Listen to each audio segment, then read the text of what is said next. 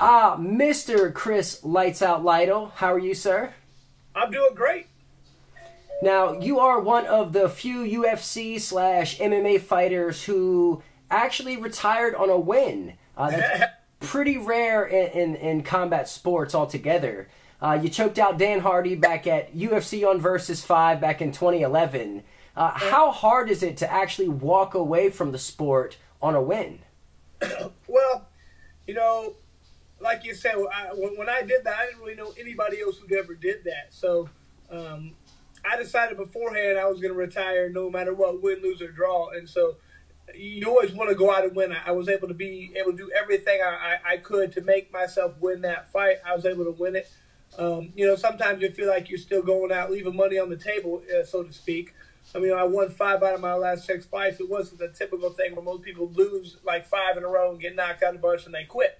That wasn't the case with me. I felt like I was fighting better than at any point in my career, but the difference was, being a father of 4, I kind of realized I was just, being a full-time firefighter and a full-time fighter and having 4 kids, something's going to be neglected. And typically it was my kids. And then I kind of got a chance to revisit that and look into that. I started feeling guilty, and I was like, something has to give. It's not me and my family. It's not me. I like going to work at the fire department. It's going to be here longer.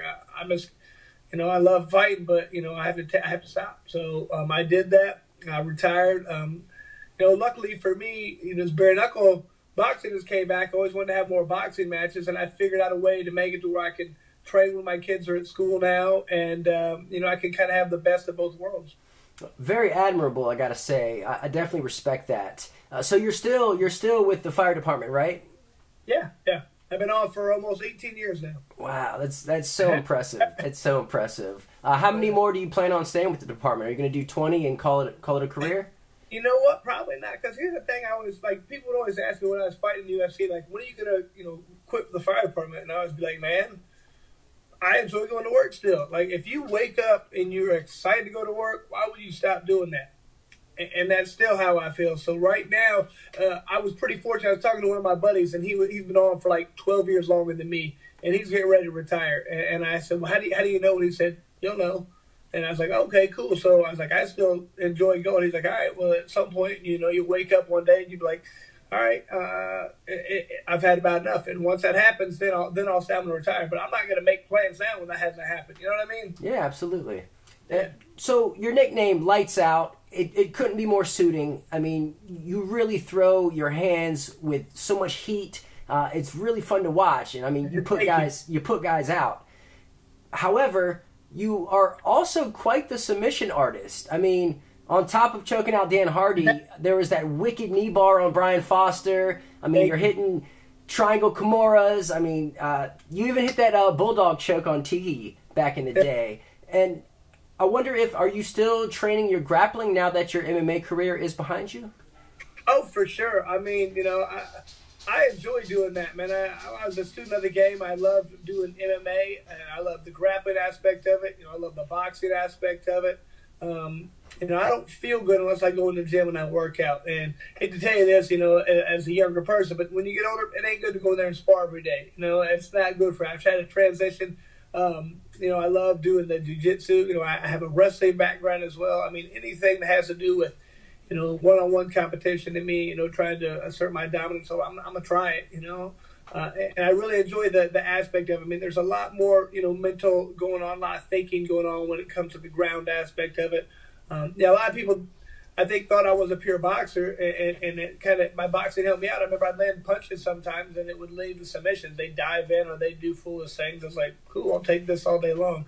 And it helps my submission game out when you have a good boxing game, So I tried to, back in, I started fighting in 1998. When a lot of guys who were really well-rounded, it was like, you're getting ready to go to a fight, what do you do? Oh, he's a kickboxer, or he's a grappler. It's like, okay, but then I was like, I better try to do both these things pretty well. Started doing professional boxing, and it's good ever since then.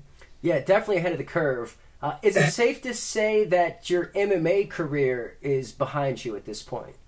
Yeah, I mean, and it sounds funny. I remember when people were asking me, like, were you doing some bare knuckle boxing, then come back to UFC? And I was like, no, I mean, bare knuckle's easier. And they're like, what? I was like, man, you got to understand, by easier, I mean, the training's easy. I go in there, hit the mitts for a little bit. I shadow box, I spar maybe, I hit the bag.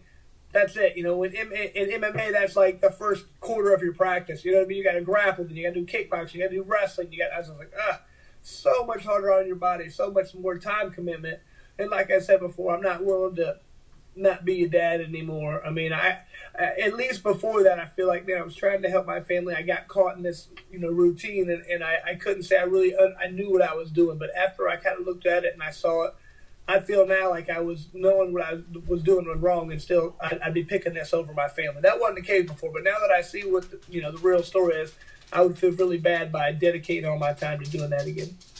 Well, what do you make of modern day MMA? This is kind of like the Conor McGregor era. A lot of guys are just being over the top with the trash talk. What do you make of all that? It wasn't like that when I was, especially early in, because nobody really had the foresight to try and do that because there was no media outlets. Nobody would have known what you were talking about. I mean, you wouldn't have got paid all this money to do it. You'd have been a prick. You know what I mean? So I understand why people do it now because it does pay off to do it. But at the same time, I'm glad I wasn't around when that was going on because it would have bothered me. But I get it, but at the same time, I wasn't around that then. So I never went down that avenue. The cool thing was when I was doing it, I mean, the people were involved in the sport were people who love the sport. Because there wasn't tons of money in it. So you knew people were doing it because they enjoyed the sport and they enjoyed the fighting aspect. There's just something, someone like myself, I don't feel good if I don't do something, and it's like, it's not like there might be some good athletes right now who just do it because they're good at it and they get paid, but I don't think that was the case back then. People, you would do something else. So it was just a little bit of a different era. And I understand why things are going the way they are now. I was never in that position, so I don't really know how that is. Okay, so now you're in bare knuckle boxing. What made you choose bare knuckle instead of building upon your traditional boxing career? Well, I mean, I always wanted to have another boxing match. I was a boxer. When I went on the reality show, Ultimate Fighter for the Comeback, I remember signing a contract. They're like, yeah, no more boxing. I was like, yeah, all right, I guess this is my path. I'm going to take it. But I always wanted to have another boxing match. I remember retired from MMA, and I tried to get a fight with Roy Jones a couple times. I just wanted to do some big fight or something.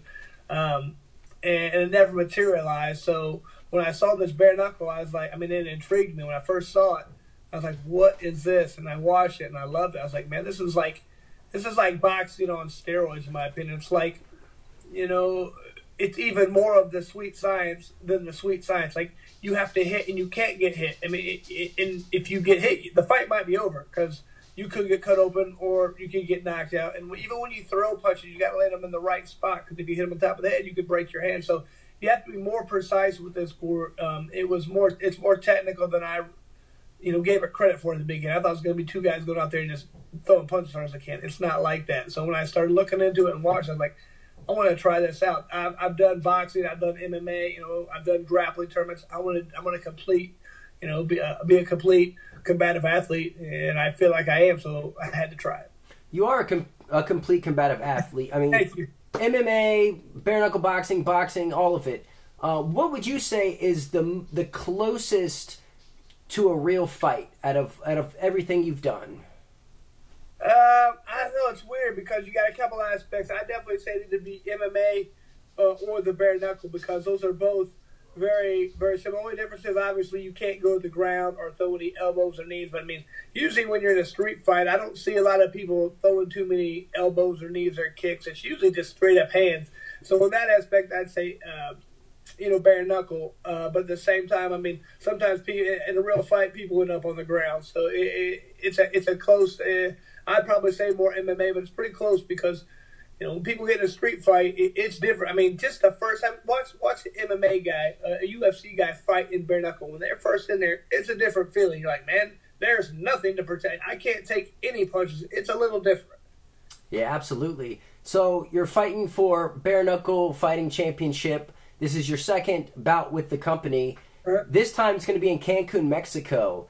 Do you plan on maybe spending some extra days down there and kind of enjoying the tropical weather? Yeah, it's February in Indianapolis. Not real warm, so I wouldn't mind staying a couple extra days down there. I've been to Mexico several times. I've enjoyed the people down there. I've never been to Cancun, so I'm looking forward to it. But I'm really looking forward to the opportunity. With this sport, I've never really had the chance to represent my country. This is almost feels like the Olympics to me now, when they're like, it's U.S. versus Mexico. I'm like, man, I'm fighting not only for myself, but I want to beat Mexico. I mean, when I think of Mexico as fighters, I'm like, man, they got some hard nosed, tough ass boxers. That's what I think they're known for was their boxing, and they're always tough. So to go down there and beat those guys would be pretty fantastic. And I want to do my part to get that victory to help. That's kind of big to me. Like I said, as a fighter, you don't get the Olympics. You don't get the World Cup. You don't get into stuff like that. So this is a good opportunity for me. So you're facing a fellow UFC veteran, not quite as experienced or even close to as experienced as you, to be quite honest. Eric Montano, who... Actually, I'm not fighting him anymore. No? Who are you fighting now? It's a guy named JC Llamas. They got changed a little bit. I guess Eric got hurt. So, well, that's unfortunate. Well, what do you know about your new opponent? He's a Bellator veteran. He's a good grappler, and he throws heavy punches. So I know he's going to come try and take my head off, and that's what I want. I want people to try to. I don't want to fight anybody who's going to try and outpoint me. If you're going to try to outjab me, put on a boring fight. I'm going to come try and knock you out, but I mean, it's harder when the guy doesn't open up. If he comes to try and knock me out, which is what I want, I think he opens himself up. I promise I'm going to open myself up when I attack you. And if you do the same for me, one of two things is going to happen. I'm going to knock you out, or you're going to knock me out, or it's going to be a great fight. So either way, it's going to be exciting. Well, knowing what you know about your opponent, what are the chances that this fight actually goes the distance? Ooh, wow. I don't think they're very good. I think I'd be shocked if it goes the distance. That's always my game plan is if I would go the distance, I did something wrong. And either that or he's just one tough-ass dude, and so am I, because we're going to come there and throw punches, and I predict somebody's going to be over within the first 2 rounds. Okay. Well, what would be next for Chris Lytle? I mean, how many more of these would you like to do? I don't know, I mean... And like I told somebody the other day, I knew how different a little bit I am when I was telling people, I'm like, I'm just doing this for fun. I'm 44. I love doing this. And they go, what? Bare knuckle boxing is for fun. I said, yeah, and that sort of thing. Doesn't sound good, I'm doing bare knuckle boxing because I enjoy it. That doesn't sound right, So I don't really know. As long as it's fun, I might keep doing it. But, I really love the aspect of being at a brand new sport, just being invented. But at the same time, it's not. It's a very, very old sport, so there's a lot of historical significance to it. But it hasn't been around in a long time here. I mean, it hadn't been around for 100-something years until June of last year. So just to be part of something old but yet very new, I love it, man. I love being part of the new wave of people coming through here to start that sport up again. And to be honest with you, this is becoming more. I went to commentary for the last one. These things are fun to watch. I mean, they are really fun. If people hadn't seen them, you're missing out, because if you like combative sports, you will like this. You don't have the people who have the mindset right now of win at all costs. I'm going to go out there and out-jab this guy and take him down and hold him down. Or in boxing, I'm going to go out there and just try and control the ring and land more jabs. Now, you got people who say, I'm going to punch this guy as hard as I can. And at the end of the day, that's what people want to see when it comes to combative sport. They want to see 2 guys go out there and leave it all in the middle of the ring, be bloodied up, and give each other a hug afterwards. A great fight, and the winner wins. That's what I want to see. Good attitudes and people coming to fight. I don't want to see a guy who's going to talk a big game and then try and out jab a guy and run away. I don't want to see that stuff. I promise. Don't. Sorry, Floyd. Maybe if you try to come here, don't fight me. I'm coming to kill you if you do, buddy. Well, do you have any sponsors or people that have been helping you get ready for this fight that you'd like to give a special shout out to? All the people in the boxing and grappling. I got the people at the B2 Digital Fight Network that kind of been helping me out. There's a lot of people who from indie boxing and grappling where I train. Just a lot of people that have been. Everybody steps up and tries to help give me different aspects and different looks. Fast guys, bigger guys, people with right-handed, southpaw, just everybody's coming in there. I mean, they enjoy this too. They, especially I started bringing up Cancun. All of a sudden I got 50 people want to be my quarterback. It's weird. I don't get it. I believe it, man. Well, how can people follow you on your journey? What are your social media outlets? Under Chris Lytle on Facebook, or Instagram, Chris Lytle. Come check me out, man. Anybody wants to get a hold of me, I always answer people. Whoever has something to say to me, I definitely answer you. So I love it. Please get a hold of me and be fun, man. Find out anything about me. I'm an open book. Awesome. Well, Mr. Chris Lights Out Lytle, thank you so much for taking out the time. You're headed to Cancun, Mexico. Bare Knuckle FC 4, February 2nd. Have fun out there. Hey, I appreciate it. Thanks for letting me come talk with you. Yes, sir. You have a good one. You too, bud. Thanks.